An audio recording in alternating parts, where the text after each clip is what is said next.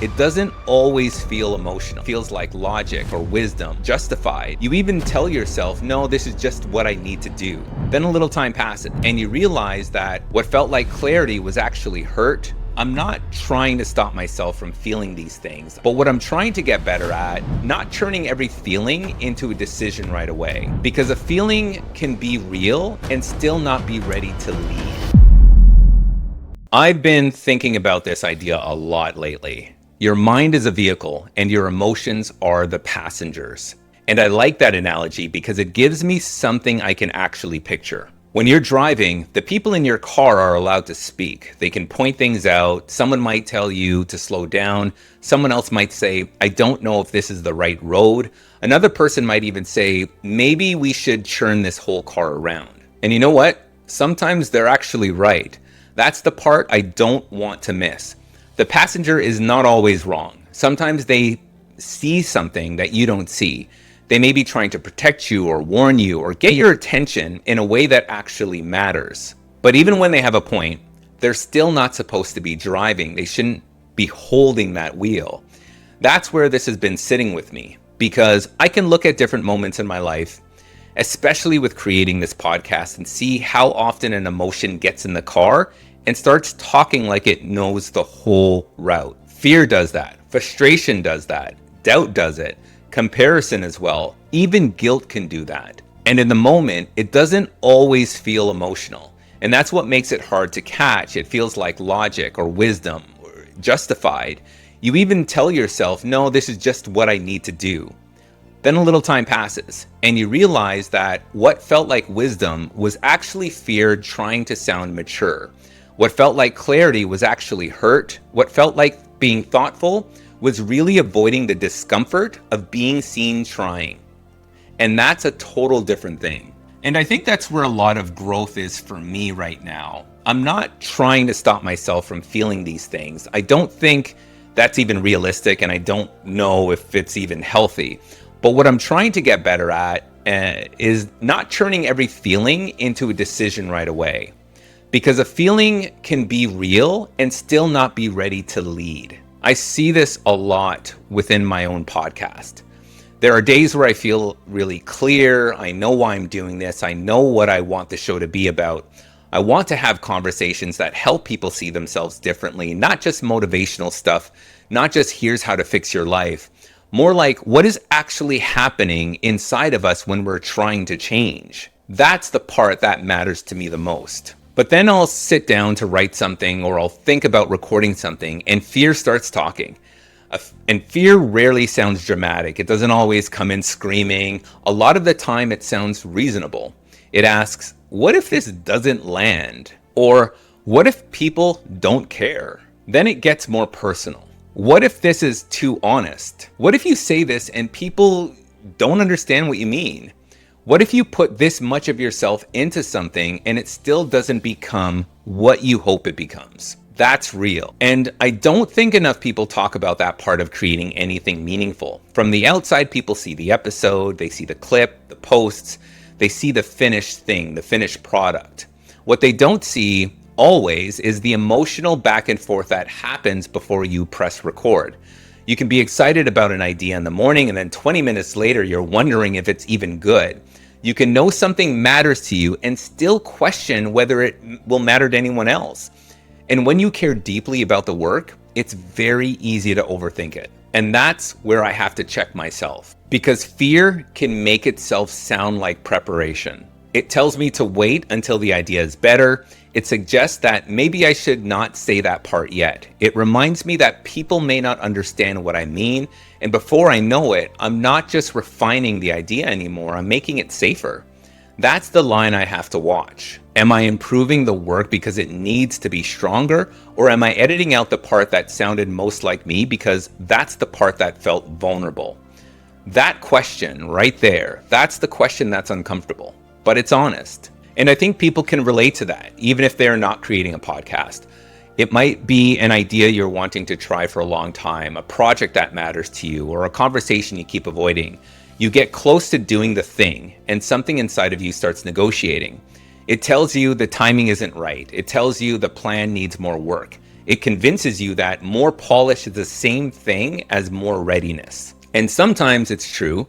Preparation does matter. Being thoughtful matters, and having a clear direction definitely matters. But there's a difference between being thoughtful and being afraid. There's a difference between slowing down because you're being intentional and slowing down because you don't want to be seen trying. That's the part I keep learning. Fear is not always wrong. Sometimes fear tells you to prepare. Sometimes it tells you to slow down and think. It may even see something you should pay attention to.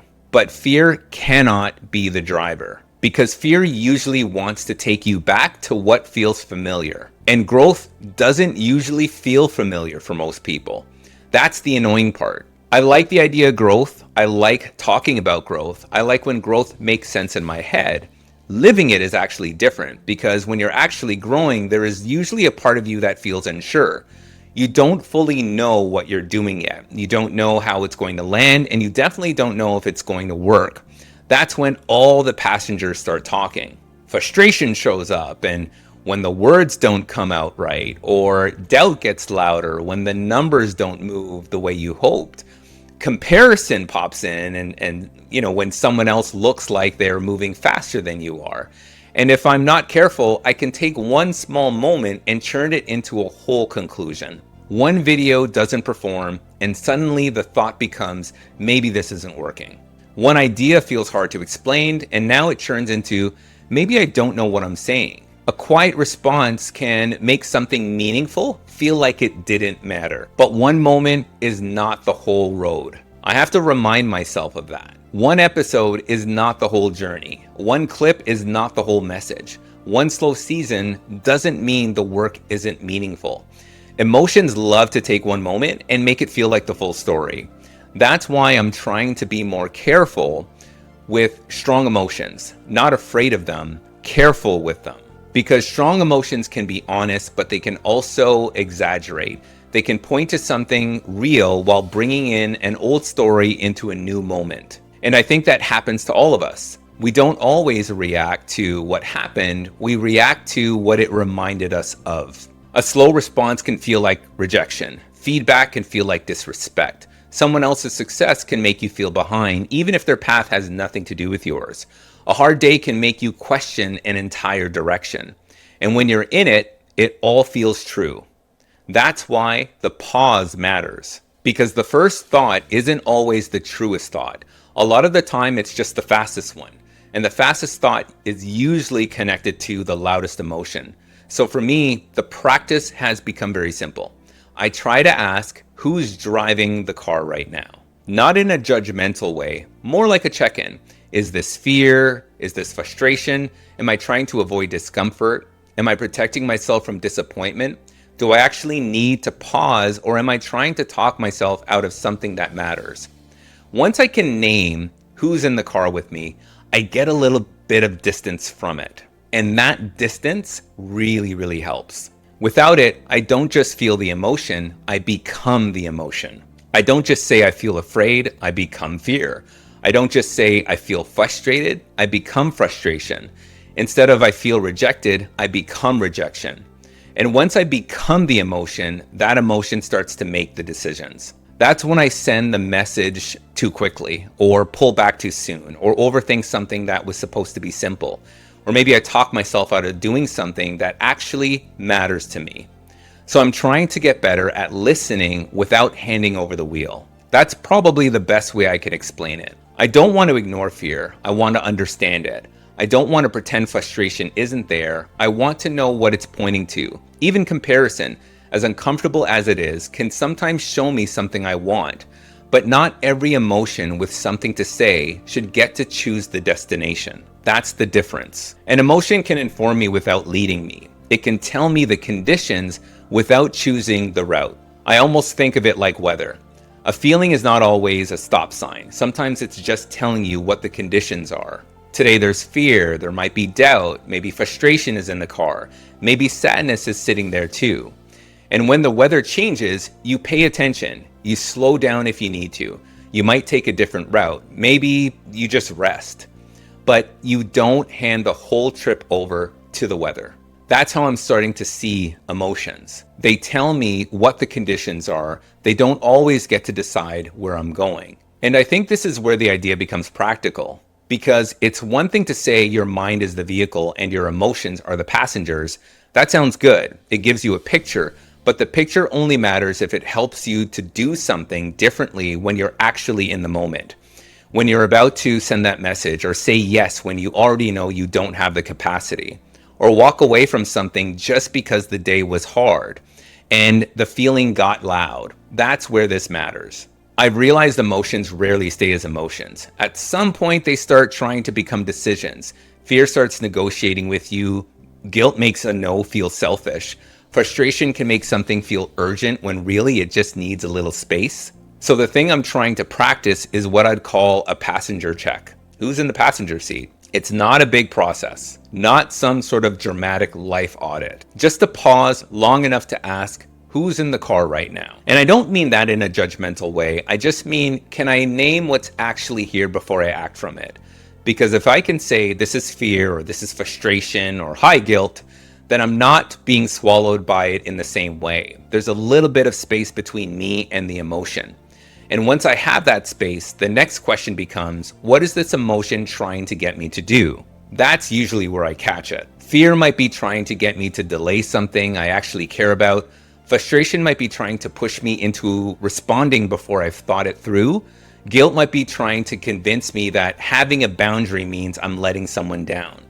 And when I can see what the emotion is trying to get me to do, I can ask the question that brings me back to myself. Do I still agree with that when I'm grounded? Because sometimes I do. Sometimes the emotion is pointing to something real. Maybe I do need to prepare more. Maybe I do need to have that conversation. Maybe I do need to set the boundary or make the decision I've been delaying. But there are other times when I realize the feeling is real and the direction it wants me to take is not actually where I want to go. That's the part that changes things for me. Not asking, how do I stop feeling this? The better question is, do I want this feeling making the decision? Because those are different. I can feel fear and still move carefully. I can feel frustration and still respond with intention. I can feel guilt and still honor my boundary. I can feel disappointment and still not turn one hard moment into the whole story. That's the practical part.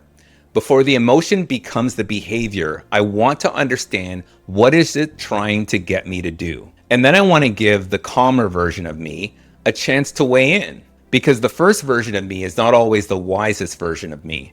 Sometimes it's just the most activated version. It's the version that wants relief or control, certainty or protection. And I absolutely get that. But I don't want every decision in my life to be made by the part of me that is trying to get out of discomfort as quickly as possible. I want to be able to say, I hear you, I understand why you're here, but before we move, I need to know where you're trying to take me. That to me is the passenger check. Who's in the car? What is this emotion trying to get me to do? And do I still agree with that when I'm grounded? Not because the emotion is wrong, but because it doesn't automatically get the wheel. There's a small space between feeling something and becoming the feeling.